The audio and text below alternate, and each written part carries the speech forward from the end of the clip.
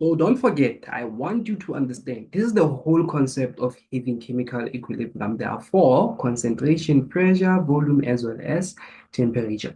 These are the factors that affect chemical equilibrium. The Chatelier notices that, oh, if you disturb it, it will say, you know what? Hold on, partner, hold on. I'm going to reach my equilibrium again. So let's talk about concentration. How does a concentration affect chemical equilibrium? Let's have a look at it. If you increase in concentration of reactants, causes the equilibrium to shift where? Okay, now I'll show you something. All right, I'm going to show you something. So let's say this is how we used to teach this thing. We say A plus B, it forms C, right? Focus. When you increase the concentration of A, Lina, listen. We have 5 people in the house, and then you are the one who's making breakfast. And we all want eggs. And then you decide to make 3 eggs. Will that eggs be enough? No, they won't be enough. Then what are you going to do? You're going to have to add more reactant to form more scrambled eggs, which is your product, right? So this simply means that if you increase the concentration of, Concentration, sir. yeah,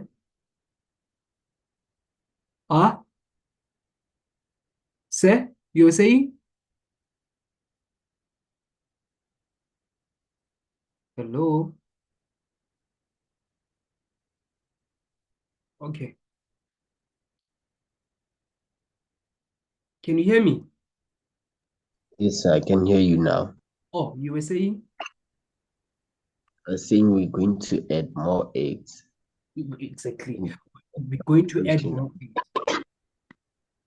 Yes, sir. Awesome, right? So I want to bring that principle to you to understand that this is A and B. We have two reactants in a vessel. It does not matter whether you increase the reactant of A or you increase the reactant of B or you increase the reactant of both. As long as you increase one of the reactant, whether you increase salt, you increase eggs, you increase amafutha, you increase salt, you understand?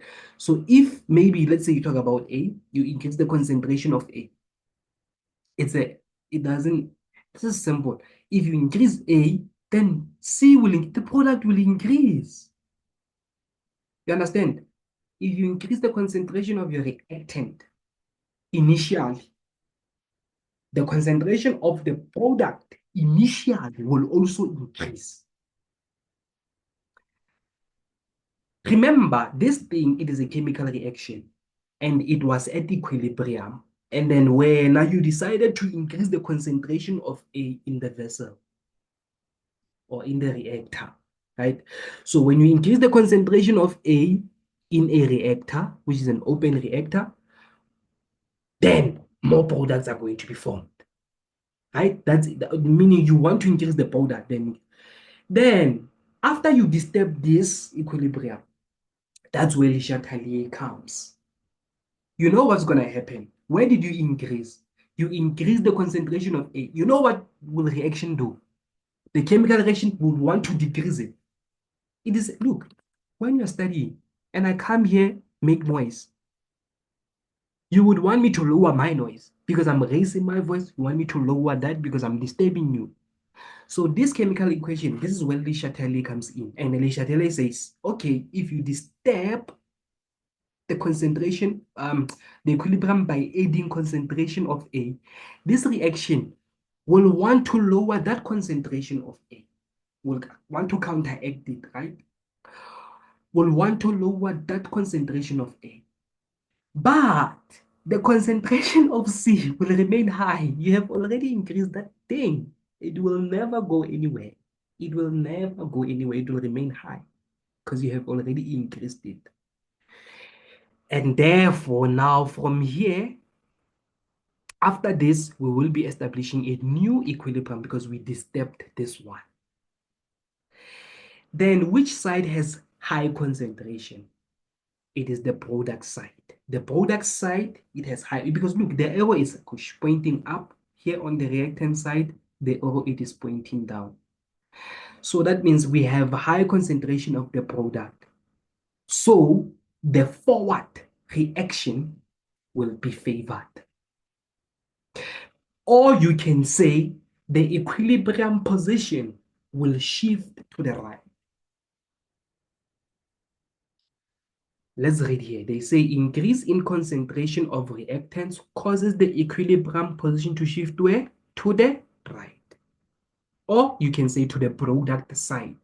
Or you can say to the product side. How do we see that this equilibrium position has shifted to the product side? Because the product side, it is the side that is going to be favored. The forward reaction, it is favored. Kahori, we have high concentration. I told you that we always favor the high concentration, not the low concentration. Here we have the low concentration. We can't favor this thing. We favor the forward one where we have high concentration. Lina, do you understand?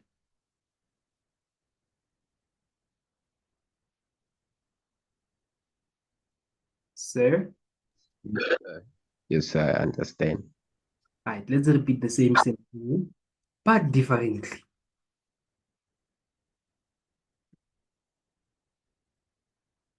We have the products A, B, C, D, or D, whatever, C.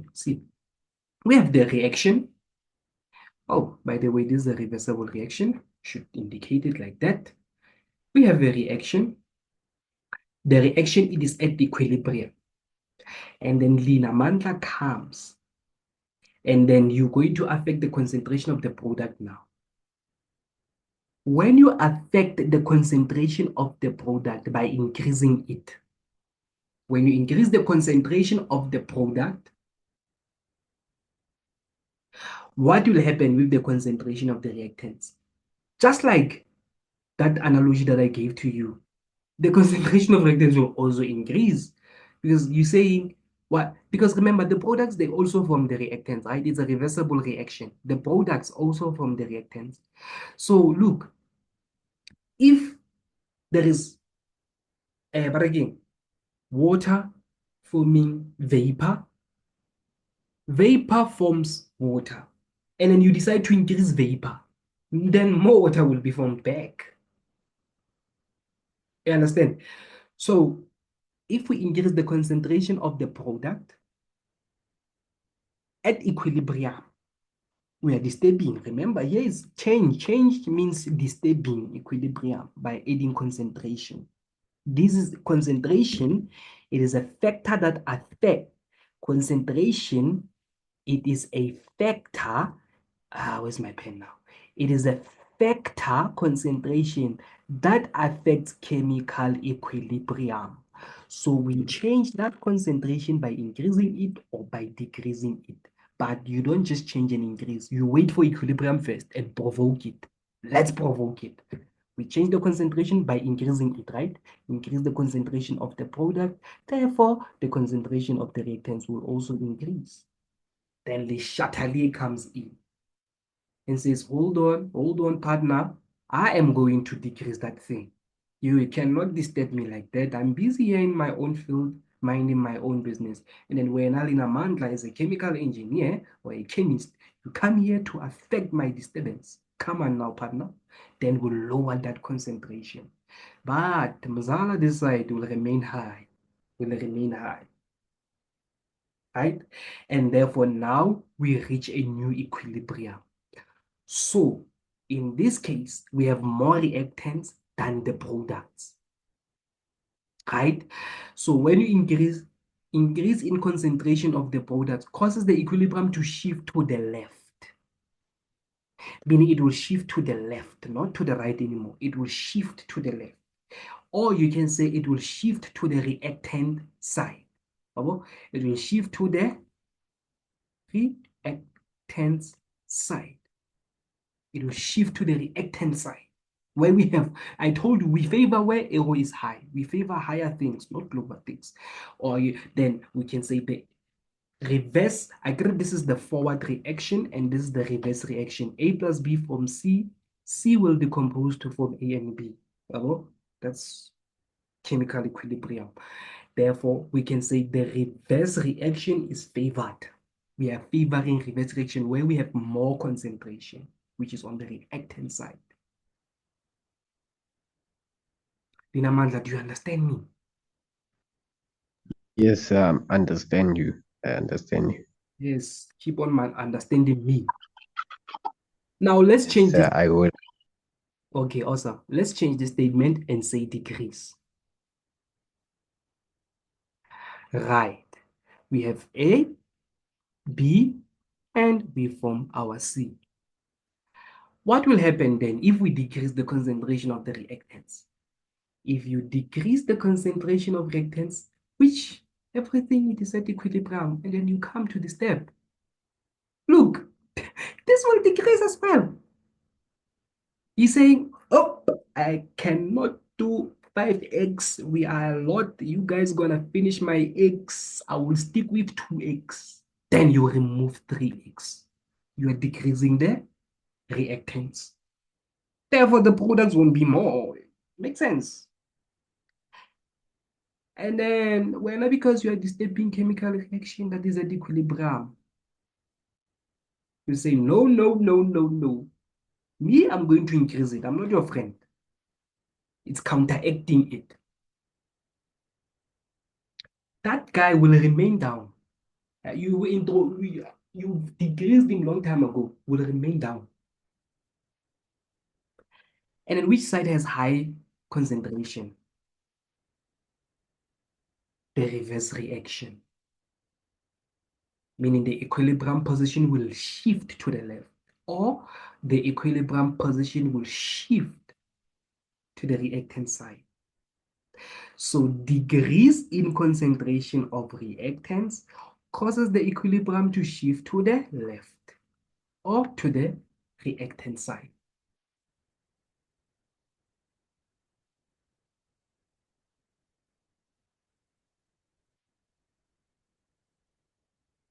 It's simple, ne? Yes, sir. Now, let's talk about the degrees. Let's talk about the degrees. Again, I'm emphasizing this because I want it to get in your head, but with different conditions, obvious. So decrease in concentration of the product. This is equilibrium. Decrease the concentration of the product. Boy, you're not going to get more reactants. You are crazy. You're not going to get more reactants. The reactants also decreases. And then Le Chatelier comes. Hold on, partner. Hold on. Why are you trying to decrease me? I will increase you. And then increases. My guy that side, is already down. There is no way of going up. Then we have the higher concentration this side. We're going to favor that side. Then if you decrease decrease in concentration of products causes the equilibrium to shift to where linamandla. To the right. Come on, partner. Come on, partner. To the right. Or if you don't want to say to the right, you're going to say the equilibrium position will shift to the Product side. product side. So which reaction is favored? The product. Okay, the forward or the reverse? The forward Come on. reaction. The forward reaction in this case is being favored. Simple as that. You see how we're talking about concentration. We're gonna talk like this, but it's gonna be a little bit different. We're gonna talk about this for volume. We're gonna talk about this for pressure, but pressure and volume they work antagonistic, or they work in opposite way. They oppose each other. And then temperature, that's where you're gonna talk about exothermic and the endothermic. We're still gonna explain them like this, even though, understand? Gonna give you chemical reaction like this, then we're gonna look at it and blah blah blah blah blah blah blah blah blah. You are happy with concentration. You understand it. Yes, sir, I understand it, sir. Thank you, sir. Oh, while we are still there, we're still under concentration. What are they telling us? I just got this notes today, by the way. I don't even know where these notes are. Change in concentration. I told you that there's a product, oh, by the way, apparently these are the answers. Increase in products, that guy will also increase. Le Chatelier, go down, that one will remain high. We're going to the left because we increased the products initially. You see, it answers what we have already spoken. This is like, these are the answers. Decrease in product. Let's see how does decrease in product going to work. Let's see if you're going to get this answer again. This is us testing us. A plus B. And then this is C. If we decrease concentration of the products, my guy will do what? My guy will also downwards. Le Chatelier, hold on, partner. Up, my guy will remain down. We're going to favor right to the right. Shift. Equilibrium will shift to the right. We answered that. Correct. We pass. You see? We pass. Chwa, chwa, chwa.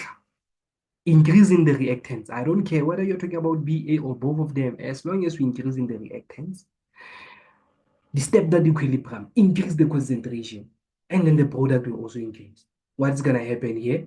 Hold on, partner, go down. Then that one, my guy, will remain high. Where are we shifting? To the right. Chwa. Correct. Let's go again. Reaction. Chemical equilibrium. C. Decrease reactants.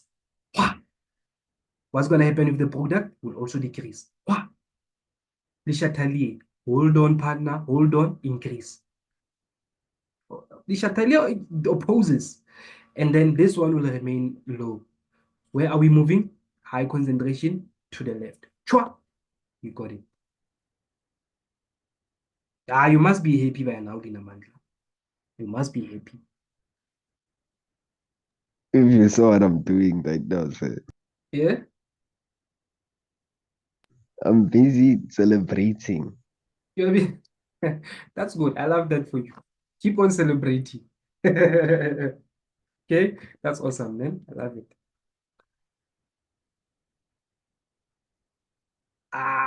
This one. Number A, solution is at equilibrium. Increasing this. If the solution is equilibrium, blah, blah, and then if you increase this guy, what's going to happen? If you increase this guy, this is a product, right? If you increase this guy, what's going to happen? Oh, this is also a product. These two guys are products. We don't even have to answer this, man. Small water, man. So this is stuff that we're gonna do later on, not now. Now we're going to talk about changing volume and pressure. Like I told you, hence why they say volume and pressure, because they go hand in hand. And in fact, they oppose each other. I don't like the fact that they put ideal gas law here. So now, changes in pressure primarily only concern gases. Yeah? So it's when we have gases, obvious. So concentration of gases are greatly affected by change and volume changes according to the ideal. You don't need that statement over there. Okay, so Linamandla, this one, the one of the volume and the pressure, it works like this, ne? Let's go again with our chemical reaction. A plus B, and then we form C, ne? How many number of moles do we have here? Here we're gonna, let me just add two here. Say this is chemical equation disbalanced, ne? So on this side of the equation, how many number of moles? We look at the coefficient, the stoichiometric coefficient. We're gonna say 1 plus 2, we have 3 moles. Ne? It's 1 plus 2, we have 3 moles. And in this side, we only have 1 mole. So the reactant side, it has many number of moles. The product side, it has fewer number of moles. You understand? So this is simple as that. So here, this is chemical equilibrium. This is chemical reaction. And this chemical reaction, now we want to change pressure or and the volume. Here's the thing. When you increase pressure, that means you are decreasing volume. You know why? Okay, I'll come back. I just want you to get the idea why we say pressure and volume, they work hand in hand. Let's say you have a cylinder and then you have a piston, né? And then what is the volume of this thing? Let's say it's 1 liter. The volume of this thing is 1 liter. And then we have the gaseous molecules inside of this system. We have the gaseous molecules inside of the system. So you see, the volume is 1 liter, right? Let's draw the same thing again. When we draw the same thing again, but we push the piston down, we compress, meaning we push this piston downwards. What's happening with the volume? The volume will decrease. Maybe it's going to be 0.2 liters now. You see, from here to here, the volume has decreased. But what about the pressure? Here, we have low pressure. Ne? We have low pressure. Ne? Because these things are not under pressure. But when we compress that piston, we compress those gaseous molecules. These gases, they won't move nice because they are being pressurized. You are pushing them. They are close to one another. So in this case, we have a high pressure. We have a very high pressure. So what I want you to notice is the volume is 1 liter here. Here the volume is 0.2. Here we have low volume. But look at the pressure. The pressure is high. We have high pressure. You see? So the lower the volume, the higher the pressure, because you have to decrease the volume by compressing those gases. You have to take them down.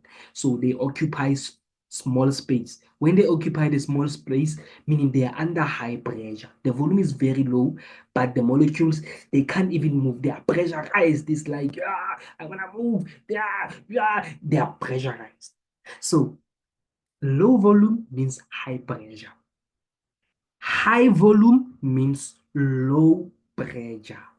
Ne? You get the idea? Yes, I get it. Thank you very much. So let's go back to the equilibrium then. So that's what I'm saying to you. Pressure and volume, they work hand in hand. They work antagonistically. They oppose each other. They are inversely proportional. The other one goes up, the other one goes down. Ne? If you increase pressure, that means you are decreasing volume. That's why the answers here are the same. Okay, that's the first thing that I want you to notice.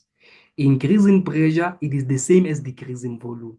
That's why side with the fewest moles, side with the fewest mole. Ne? But okay, we are coming there.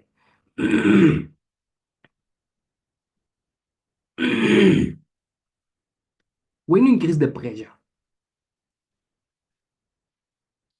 look, I want you to write it down. Eh? It's up to you.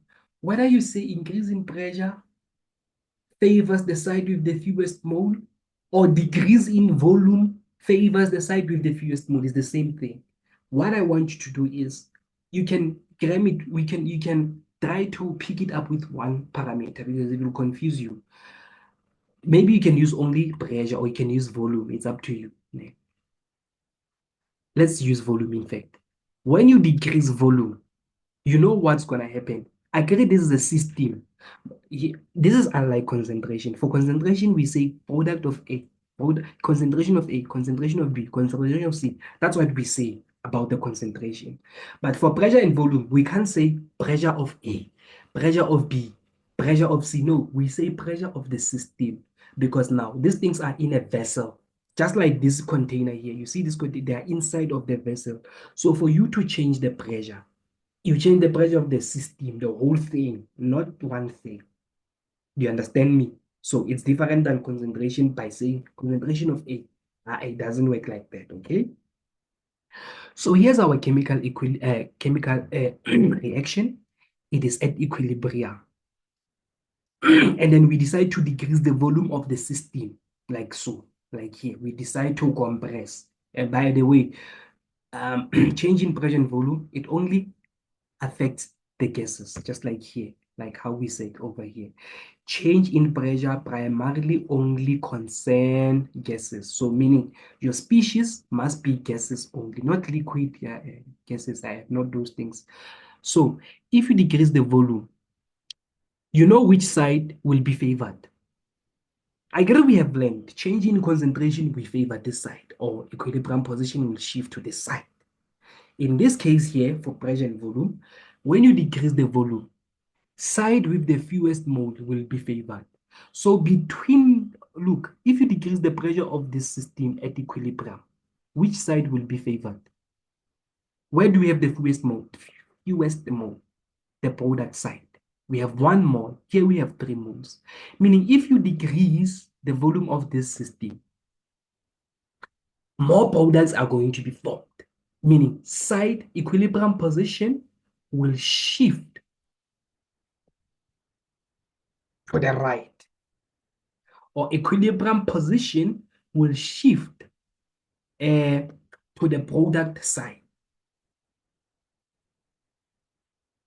Should I repeat that or you understand? Understand, sir. Sure. Decrease in volume, side with the fewest mole will be favored. That's how you should always get it in your head. And then what you do is you are given the chemical equation. You look at the stoichiometric coefficients. So here we have two, add them. It's 3 moles. This side we have 3 moles. Here we have 1. And then you look which side has the fewest number of moles. Oh, it is the product side.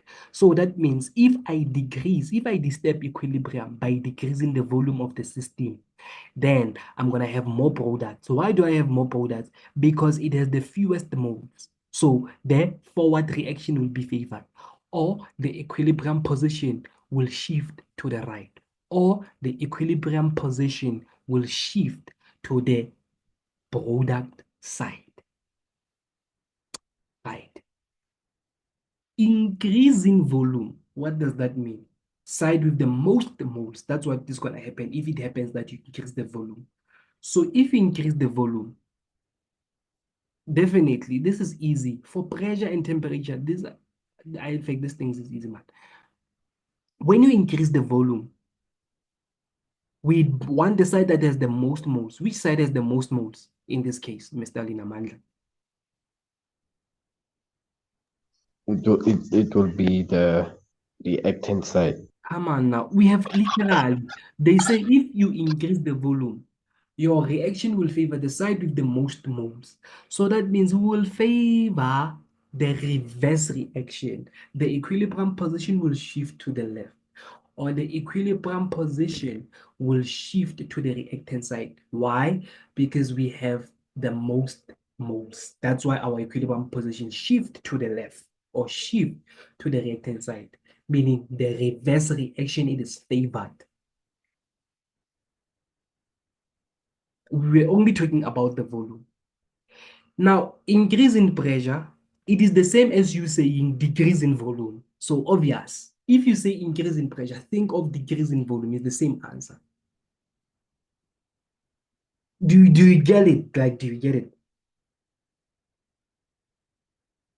Yes, sir, I get it, sir. All right, sir. Maybe. So yeah, this is the whole thing that I was trying to show you. I didn't know even the slides have these things. Here's the piston. Here's the volume, a bigger volume. Compress those molecules. They don't have enough space. So now they are close to one another. They are under high pressure. Here we have high volume. Here we have low volume. Here we have low pressure. They are not pressurized. This is like you studying before exams with low pressure. But when you are studying under pressure, exam is here, it's close. You see, it's close. We have a low volume, it's here, it's close. You're writing exam tomorrow. When you study before exams at January, shame, you're experiencing a very low pressure. You have a high space, you have a high time, which is high volume to study, But here we have low volume. That means you have high pressure. You are under pressure now. Hmm? Hmm? This is you, right? Right. Then we will look at this, and then now let's talk about temperature. The last guy standing, temperature. Now, how does the temperature affect chemical equilibrium? Now, okay, temperature affect chemical equilibrium in this way. This is simple. We look at the endothermic and exothermic. Okay, sorry. So equilibrium position, this is equilibrium constant. Come there. As a temperature increases, favors endothermic. If you increase the temperature, you have to favor the reaction that is endothermic. You will see. If you decrease a temperature, you favor exothermic all the times. I get it for pressure and volume. If you decrease the volume, fewest moles all the times. If you increase the volume, most moles all the times. Now, for temperature case, if you increase the temperature, we favor endothermic reaction. If you decrease the temperature, we favor the exothermic reaction. Ne? And then again, this is like showing, this is not even the rocket science. If you increase the temperature, the endothermic reaction, its K value will decrease. And then the exothermic reaction, its K value will increase. Ne? Always know that. If you change the temperature by increasing it, okay, we'll end with that part, it's fine. I don't want you to be confused. Now, let's have a look at here. We have this reaction again. The forward reaction absorbs heat, meaning the forward reaction, we're going to add the heat here, delta H. We are adding heat in the forward reaction, right? The forward reaction absorbs heat, which is called endothermic reaction because it absorbs heat. So that's why here they say heat plus the reactant will form the product. That means if the forward reaction absorbs heat, that means the reverse reaction will release that heat.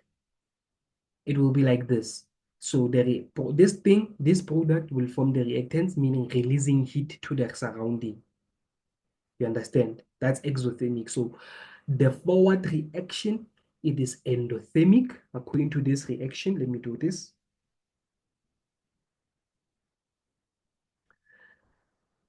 Let me do it like this. Okay, let me do it like this instead. Let's leave this guy. Let's leave this guy alone. So let's go with our A, B's, and C's. Let's say we have heat over here, delta H. Ne? Then we have C. The forward reaction, it is endothermic. Ne?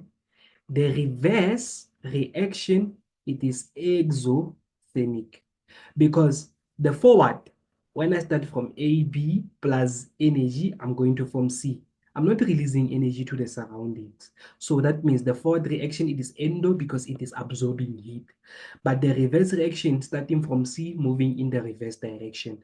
C forming energy out, forming B and C. This is exothermic because this one, it is releasing energy. You understand?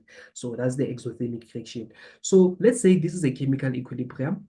This is a chemical reaction and it is at equilibrium. And then when you come, you increase the temperature. What's going to happen when you increase the temperature? Increase in temperature always favors endothermic reaction. So which reaction here, the forward or reverse? It is endothermic.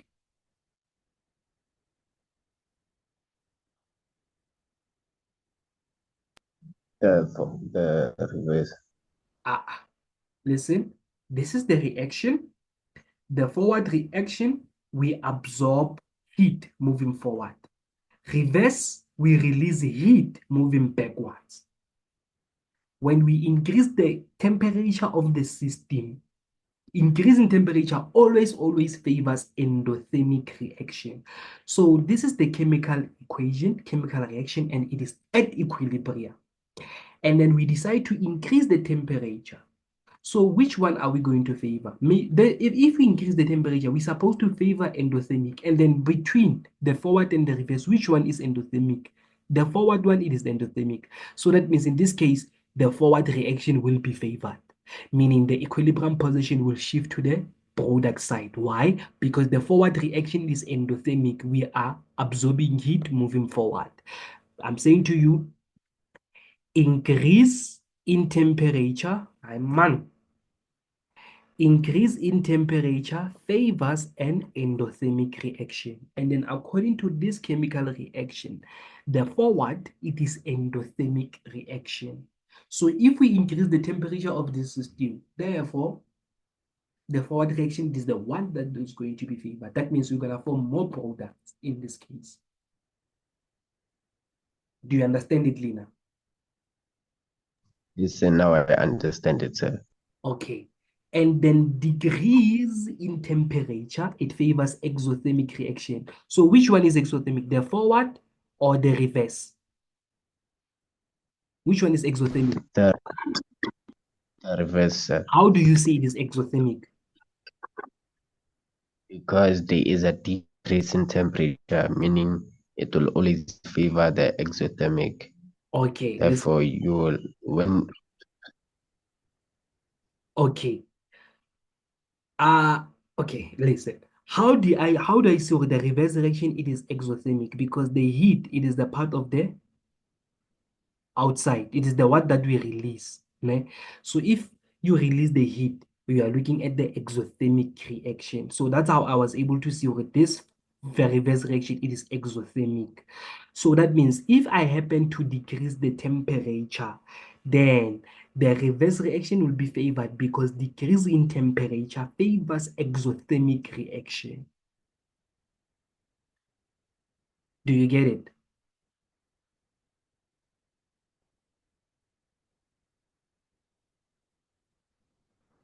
Hmm? what was the question? I couldn't hear you. Or I was asking that, do you get it? Yes, and I get it.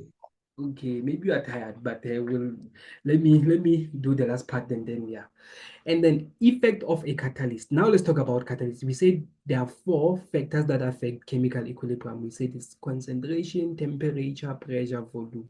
Then here's the catalyst. Okay, how would the presence of catalyst affect chemical equilibrium of a reaction? What did I say, Lina, at the beginning? How would the presence of a catalyst affect the the equilibrium position of a reaction? So you said that it will not affect like the chemical equilibrium, but it will affect the rate of reaction. You are done. That's it. Aye, that's it. The catalyst will never affect the equilibrium position. It will only affect the rate of the reaction. That's it. Then we reach the end of the session. So what is left from us is to do the graphs. We're going to do the graphs. I'll explain those graphs. They are exactly how I'm explaining these notes. It's just that they are in a graphical form. You're going to see the equilibrium there, change in number of moles and change in what. And then we're going to take those graphs to form some sort of a table rise. We call it the rise. In fact, I do it in many different ways. I use the re-rec method. I did that re-rec method when I was teaching back then. Or we do the RICE method, which is the universal known method, which is called the RICE method. The re-rec, it is the one that we normally use in high school. I call it re-rec because that's how I abbreviate it. Ne? So you will see. We'll still do the same thing, but we're going to do the same thing, explaining it on a graph. Those graphs, those complicated graphs, they are not complicated. They're very easy. I'll show you how they work.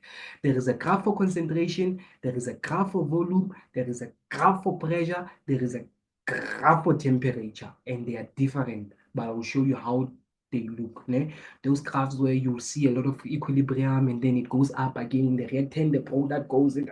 It looks complicated, but the moment you have the basic understanding, then it won't look complicated anymore. Do you understand?